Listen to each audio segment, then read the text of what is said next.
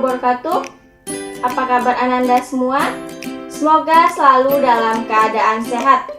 Kembali lagi bersama saya, Mutiara Rahmadani Putri, dalam mata pelajaran Sejarah Peminatan. Pada pertemuan hari ini kita akan membahas mengenai kelebihan dan kelemahan penelitian sejarah. Sebelum kita membahas materi lebih lanjut, kita harus tahu terlebih dahulu apa tujuan pembelajarannya.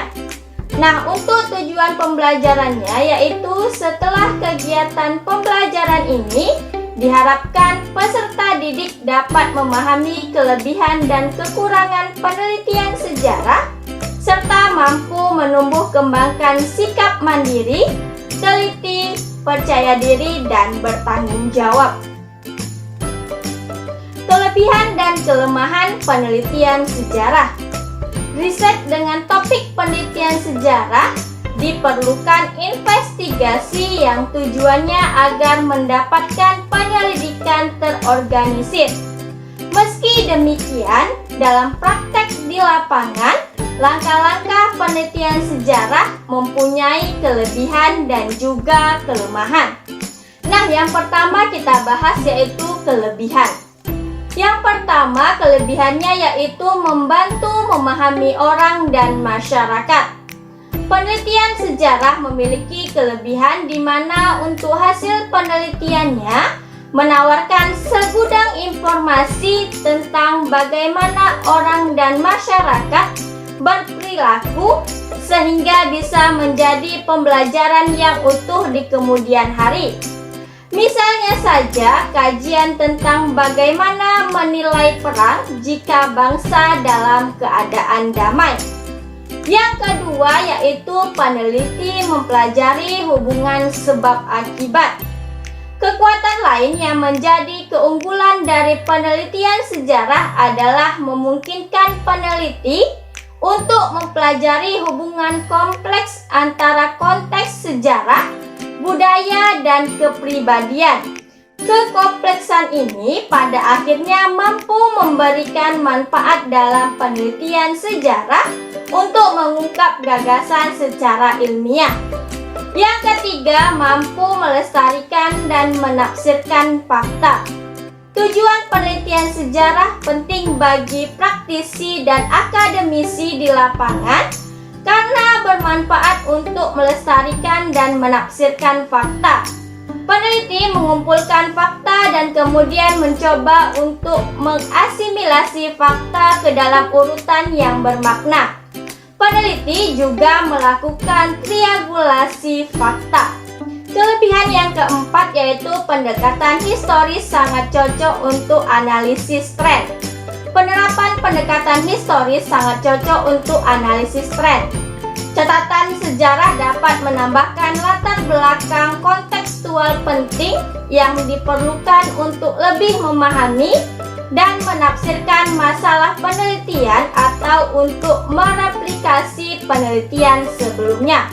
Kelebihan yang kelima yaitu memuaskan keingintahuan manusia terhadap banyak hal. Penelitian sejarah penting karena manusia ingin mengetahui banyak hal, dan penelitian sejarah membantu kita menyikapnya. Hal-hal yang memiliki penerapan praktis bukanlah satu-satunya hal penting dalam hidup kita. Sejarah penting sebagian karena manusia ingin mengetahui banyak hal. Yang keenam, mempunyai implikasi praktis. Penelitian sejarah juga mempunyai implikasi praktis yang membantu kita memahami seperti apa manusia itu dan kesalahan apa yang cenderung kita buat, yang pada akhirnya hal itu dapat membantu kita memahami situasi kita saat ini. Yang ketujuh, membantu memahami perubahan. Masa lalu menyebabkan saat ini dan masa kini menentukan apa yang akan terjadi di masa depan. Hanya dengan mempelajari sejarah kita dapat memahami bagaimana hal-hal berubah. Di sisi lain, melalui sejarah kita dapat mulai memahami faktor-faktor yang menyebabkan perubahan, dan hanya melalui sejarah kita dapat memahami elemen apa dari sebuah institusi atau masyarakat yang bertahan meskipun ada perubahan. Selanjutnya, kelemahan penelitian sejarah. Yang pertama, rawan tentang ketidakakuratan. Kelemahan dalam penelitian sejarah terdapat dalam sumber data dalam penelitian sejarah yang memungkinkan tidak reliabel. Karena penelitian sejarah hampir selalu dilakukan berdasarkan kisah orang-orang yang memiliki bias dan motivasinya sendiri.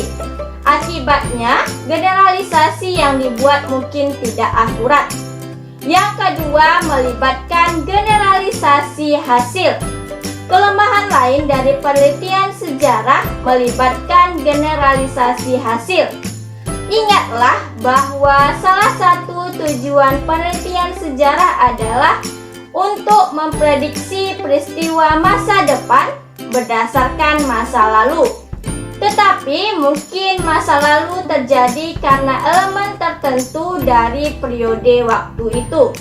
Yang ketiga, memungkinkan terjadinya bias, tidak dapat diakses dan tidak lengkapnya sumber data.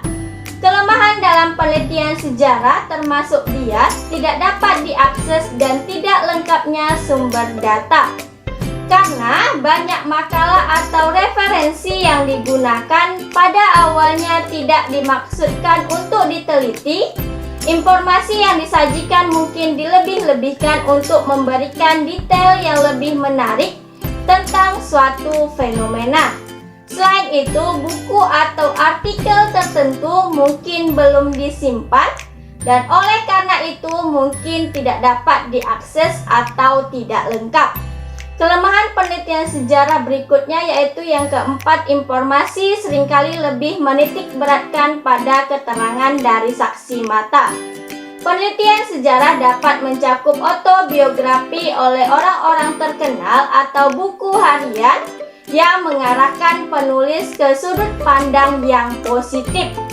Oleh karena itu, informasi tersebut seringkali didasarkan pada keterangan saksi mata daripada data faktual. Yang kelima, sulit untuk mereplikasi hasil. Penelitian sejarah tidak sama seperti halnya dalam penelitian eksperimen yang hasilnya dapat direplikasi untuk kepentingan populasi yang lebih luas. Hal itu disebabkan karena suatu peristiwa sejarah tidak akan pernah bisa terulang dengan sama persis.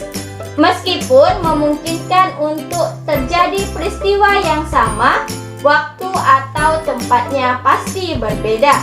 Kelemahan selanjutnya yaitu yang keenam, ancaman terhadap validitas internal.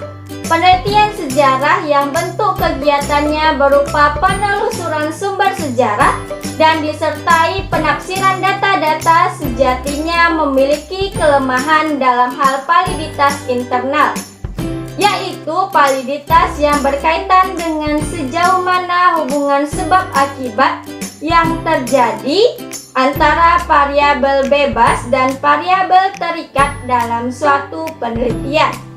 Dan selanjutnya yang terakhir yaitu tidak dapat memastikan keterwakilan sampel. Penelitian sejarah memiliki keterbatasan dalam kaitannya dengan sampel, yaitu tidak dapat memastikan keterwakilan sampel.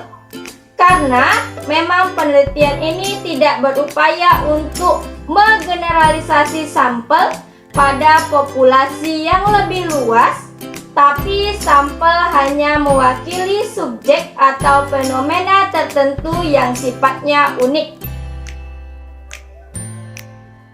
Nah, demikianlah penjelasan mengenai materi kita hari ini. Semoga kamu dapat memahaminya dengan baik. Wassalamualaikum warahmatullahi wabarakatuh.